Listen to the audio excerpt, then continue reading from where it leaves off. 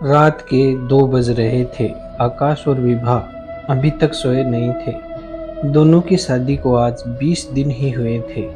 आज दोपहर का खाना विभा ने बनाया था और उसमें नमक थोड़ा कम पड़ा था, तो आकाश ने उसे सबके सामने डांट दिया था और उसी गुस्से में लगाई डांट की माफ़ी ही अब आकाश विभा से मांग रहा था।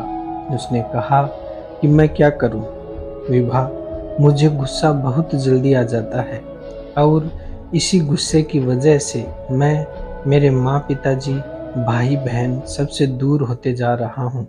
किंतु विभा, तुम लोगों को भी तो पता है कि मैं गुस्से में बोल देता हूँ, पर मन से बुरा नहीं चाहता हूँ किसी का।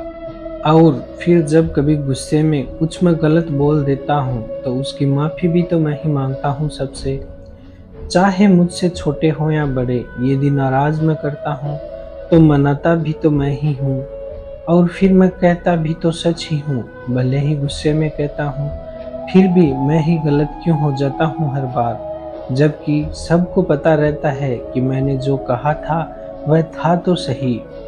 मुझे पता भी है कि मुझसे मेरे अपनों को दूर करने वाला कोई और नहीं बल्कि मैं ही हूँ। किंतु मैं क्या करूँ, जब भी मेरे सामने कोई छोटी सी भी गलती करता है तो मुझे गुस्सा आ जाता है और मैं खुद को रोक नहीं पाता हूँ और फिर मैं ही बुरा बन जाता हूँ। मुझे कोई भी पसंद नहीं करता है। अब तुम भी उन जैसी मत बन जाना। विभा मुस्कुराकर, आपसे किसने कहा कि आप किसी को अच्छे नहीं लगते हैं? मैंने तो जितना वक्त इन सब के साथ बिताया है उसमें मुझे तो एक पल भी नहीं लगा कि आप किसी को बुरे लगते हैं। बस अपने गुस्से पर काबू कर लीजिए और ज़्यादा सोचना बंद कीजिए।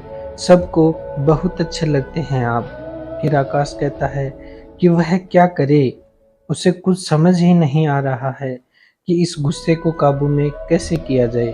तब विभा ने उससे कहा कि आप अभी सो जाइए, इस समस्या का हल मैं अवश्य निकाल लूँगी। अगले दिन विभा ने कुछ लोहे की कीलें तथा एक बड़ा सा लकड़ी का टुकड़ा आकाश को दिए और कहा कि अब जब भी आपको गुस्सा आए तो किसी से कुछ मत कहना और एक कील इस लकड़ी में ठोक देना और एक दिन में जितनी कीलें आप काम में लें वह लिख लेना। 1 महीने बाद देखते हैं कुछ फर्क पड़ता है या नहीं। पहले दिन आकाश ने किसी से कुछ ना कहा और 10 कीलें ठोकी। फिर दूसरे दिन 11 है, अगले दिन 8। धीरे धीरे दिन बीतने लगे। अब आकाश को भी लगने लगा था कि ये सही हो रहा है। वह मन ही मन खुश भी था कि उसके गुस्से का इलाज हो रहा है। महीने के अंत तक आते आते अब आकाश रोज की 1 या 2 ही कीलें ठोकता था। विभा भी उसे खूब प्रोत्साहित करती, ऐसे ही ठीक होगी यह समस्या। फिर अंतिम दिन जब आकाश ने विभा से कहा कि देखो, आज तो मैंने केवल 2 ही कीलें ठोकी हैं, लगता है अब सब सही हो जाएगा, तो विभा ने कहा कि अब आप कीलें ठोकना बंद कीजिए और जब भी गुस्सा आए तो इनमें से एक कील वापस निकाल लेना। जिस दिन सारी कीलें निकाल लेंगे उस दिन बात करेंगे। चूंकि अब आकाश को गुस्सा दिन में 1 या 2 बार ही आता था, तो दिन की 1 या 2 कील ही वह वापस निकाल पाता और धीरे धीरे ऐसे दिन भी आने लगे जबकि वह एक भी कील वापस नहीं निकाल पाता। लगभग 2 महीने बाद उसने विभा से कहा कि अब इन कीलों का क्या करूं, गुस्सा आता ही नहीं है, इन्हें बाहर कैसे निकालें। तब विभा बोली कि लीजिए, आज सब एक साथ ही बाहर निकाल दीजिए। फिर आकाश ने सारी कीलें वापस निकाल दी और उसने लकड़ी को ऊपर उठाकर विभा की तरफ करके कहा कि देखो, आज मैंने मेरी सबसे बड़ी कमजोरी, मेरे गुस्से पर काबू पा लिया। आज आकाश बहुत खुश था। तभी विभा बोली कि आकाश, क्या यह लकड़ी का टुकड़ा मैंने आपको ऐसा ही दिया था? तब आकाश ने उस लकड़ी को ध्यान से देखा जो कि कीलों की वजह से लकड़ी ना रहकर छलनी बन चुकी थी।